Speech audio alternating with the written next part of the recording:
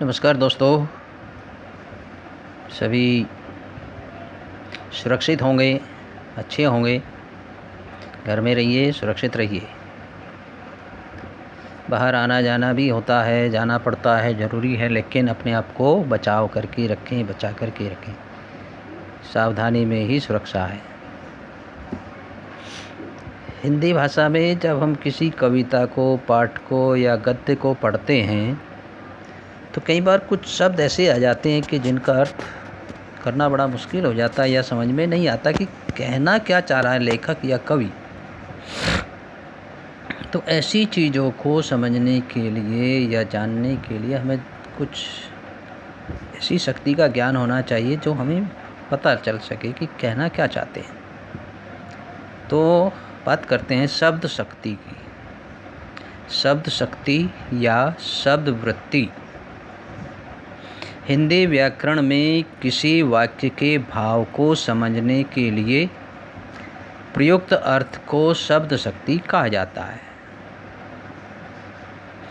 किसी वाक्य के भाव को समझना है और उसका अर्थ कैसे निकालना है, उस चीज़ को कहते हैं शब्द शक्ति।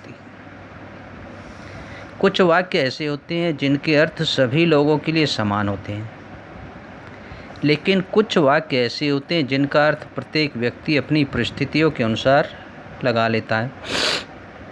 इसी आधार पर उस वाक्य में प्रयुक्त शब्दों के प्रकार, शक्ति और व्यापकता के आधार पर उसे विभिन्न प्रकार से विभक्त किया जाता है।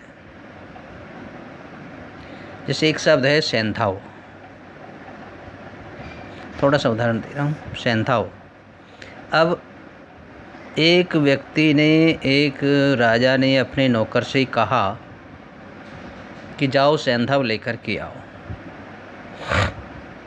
अब यहाँ सेंधाव, अब नौकर परिस्थिति को देखेगा, उसके अनुसार वो लेके आएगा। सेंधाव दो चीज़ का नाम है। सेंधाव का अर्थ होता है नमक और सेंधाव का अर्थ होता है घोड़ा भी। अब उसका मालिक यदि भोजन कर रहा है तो नौकर को नमक लेके आना चाहिए, और यदि मालिक को जाने को कहीं तैयार है तो घोड़ा लेकर के आना चाहिए। तो ये होता था परिस्थिति के अनुसार अर्थ लगा लेना। शब्द का अर्थ बोध कराने वाली शक्ति ही शब्द शक्ति कहलाती है। स्पष्ट हो गया। जैसे अगर उसको जाना है तो घोड़ा लेके आए, सेंधव का मतलब खाना खा रहा है, उस समय उसने सेंधव कहा तो नमक लेके आना चाहिए। तो परिस्थिति के अनुसार और स्थिति के अनुसार शब्द का अर्थ जानना शब्द शक्ति कहलाता है। शब्द शक्ति के प्रकार। हिंदी व्याकरण में शब्द शक्ति 3 प्रकार की बताई जाती है। पहला है अभिधा। वे वाक्य जिनका साधारण शाब्दिक अर्थ और भावार्थ समान होता हो, एक जैसा भावार्थ भी और शाब्दिक अर्थ भी, उसे अभिधा शब्द शक्ति कहते हैं। इसमें सभी के लिए वाक्य या वाक्यांश का अर्थ समान होता है। इसमें उत्पन्न भाव को वाच्यार्थ कहा जाता है। जैसे हिंदी एक भाषा है। यहाँ इस वाक्य का अर्थ साधारण सी बात है कि हिंदी क्या है, एक भाषा है जिसको हम पढ़ते, सीखते, बोलते हैं। सबके लिए इसका एक अर्थ ही होगा और एक ही भाव होगा कि हिंदी एक भाषा है। तो ये है अभिधा। दूसरा लक्षणा।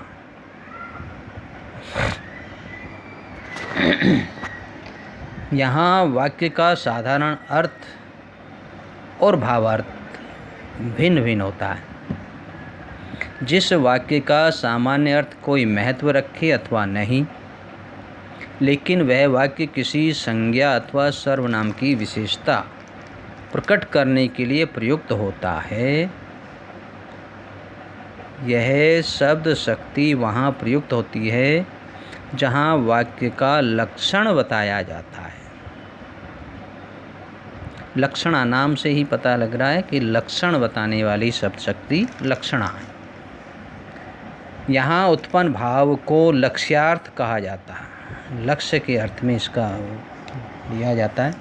जैसे रामू शेर है, यहाँ रामू की विशेषता, रामू के लक्षण बताए जा रहे हैं। शेर एक जानवर है, लेकिन रामू तो जानवर नहीं है, वो तो मनुष्य है, लेकिन उसकी विशेषता, ये उसके लक्षण है कि उसमें इतनी शक्ति है, इतनी ताकत है शेर के समान। तो वो शेर के समान काम कर सकता है, शेर के समान हमला कर सकता है, या शेर के समान बल वाला है, इसलिए कहा कि रामू शेर है। तो ये लक्षण उसकी विशेषता बता रहे हैं।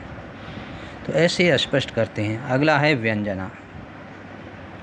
व्यंजना शब्द शक्ति वहाँ प्रयुक्त होती है जहाँ वाक्य तो साधारण होता है, लेकिन उसका प्रत्येक पाठक अथवा श्रोता के लिए भिन्न भिन्न अर्थ होता है। इससे उत्पन्न भाव को व्यंग्यार्थ कहा जाता है। वाक्य एक है, साधारण है, लेकिन उसको पढ़ने वाला या सुनने वाला अपनी अपनी स्थिति के अनुसार उसका अलग अलग अर्थ लगा सकता है।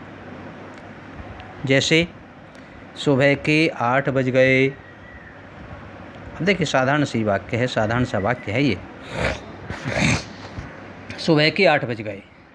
अब इसको बोलने का तरीका भी अलग हो सकता है और अर्थ लगाने का। कोई सो रहा है, उसे जगाना है। उठो भाई, सुबह के 8 बज गए, अब तक सो ही रहे हो, उठो सुबह के 8 बज गए हैं। तो उसके लिए अर्थ ये हो गया। कोई चौकीदार है, पहरेदार है, जो रात्रि की ड्यूटी करता है और 8 बजे उसकी छुट्टी होती है। उसने घड़ी देखा, सुबह के 8 बज गए, यानी छुट्टी का समय हो गया, अब घर जाना है। सुबह सुबह किसी को 8 बजे अपने घर से ऑफिस में काम पर जाना है या ड्यूटी पर जाना है। सुबह के 8 बज गए, चलो भाई जल्दी से निकलते हैं। गृहिणी, घर की स्त्री को खाना बनाना हो, अरे आज तो 8 ही बज गए, खाना बनाना भी है, अब ये भी करना है, इस तरह से। बच्चों को स्कूल जाना हो, चलो भाई 8 बज गए, स्कूल का टाइम हो गया। पुजारी के लिए पूजा आदि करनी हो, 8 बजे का टाइम जैसे उसका पूजा का होता, तो नहा धो करके तैयार होकर के 8 बज गए, पूजा के लिए तैयार। तो इस तरह से साधारण वाक्य है सुबह के 8 बज गए, लेकिन काम करने वालों की परिस्थिति स्थिति के अनुसार उसका अर्थ अलग अलग हो गया। तो ये था व्यंजना। अगला है मिश्र वाक्य। मिश्र वाक्य, यहाँ वाक्य जो होते हैं उनकी बात नहीं कर रहे हैं। यहाँ यह आवश्यक नहीं है कि एक वाक्य अथवा वाक्यांश में एक ही शब्द शक्ति का प्रयोग हुआ। कभी कभी एक ही वाक्य में कई शब्द शक्तियाँ प्रयुक्त हो जाती हैं, वहाँ मिश्रित वाक्य का प्रयोग माना जाता है। जैसे नीलेश होशियार है। इस वाक्य में अभिधा और लक्षणा दोनों शब्द शक्ति है। साधारण सी बात है, नीलेश होशियार है, साधारण वाक्य। लेकिन यहाँ नीलेश के लक्षण विशेषता भी बताई जा रही है, इसलिए लक्षणा शब्द शक्ति भी है। तो इस तरह से मिश्रित वाक्य भी शब्द शक्ति में माना जाता है। तो इस तरह से ये 3 शब्द शक्ति हमारी अभिधा, लक्षणा और व्यंजना है मुख्य रूप से। और जहाँ एक वाक्य में ही एक से ज़्यादा शब्द शक्ति आ जाती हैं, तो वो मिश्रित वाक्य की दृष्टि में रखा जाता है। तो ये थी हमारी शब्द शक्ति। अच्छा लगा होगा, पढ़ो, वाक्य का प्रयोग करके देखो, उसका अर्थ अलग अलग कर करके देखो, तो आपकी समझ में आ जाएगा। इसी आशा के साथ मैं यहीं पर इस बात को समाप्त करता हूँ। धन्यवाद। पढ़िए, सुनिए, सुनाइए और आगे बढ़ाइए। धन्यवाद।